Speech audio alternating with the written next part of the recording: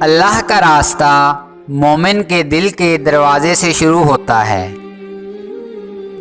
خوش نصیب اپنے آپ پر راضی، اپنی زندگی پر راضی، اپنے حال پر راضی، اپنے حالات پر راضی، خیالات پر راضی اور اپنے خدا پر راضی رہتا ہے۔ تمہاری جو حالت تنہائی میں ہوتی ہے وہی حالت قبر میں ہوگی۔ معافی مانگنے کا مطلب یہ نہیں ہوتا کہ ہم غلط اور وہ صحیح ہے، بلکہ اس کا مطلب یہ ہے کہ ہم میں رشتہ نبھانے کی صلاحیت اس سے زیادہ ہے۔ اگر ظرف نہ ہو تو عطا انسان کو مغرور بنا دیتی ہے۔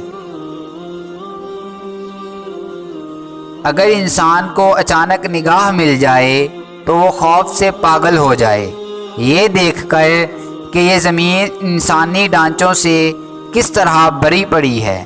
یہ ویرانے بھی کبھی آباد تھے، یہ آبادیاں بھی کبھی ویرانے بن جائیں گی۔ دنیا میں کون کون نہیں آیا، یہاں کیا کیا نہیں ہو چکا، کتنے باغ جہاں میں لگ لگ کر سوکھ گئے۔ آپ برداشت کرنا سیکھ جاؤ اور معاف کرنا سیکھ جاؤ، ڈپریشن ختم ہو جائے گا۔ آدمی مر جاتے ہیں اور زندگی پھر بھی زندہ رہتی ہے، یہ کیا راز ہے؟ اللہ تعالیٰ جس پر راضی ہو جاتا ہے اس کی آنکھ پرنم کر دیتا ہے۔ آپ توبہ کرو اور یاد گناہ سے بھی توبہ کرو۔ جس نے جرم کیا وہ مر گیا، جس نے توبہ کی وہ نئے سرے سے پیدا ہوا۔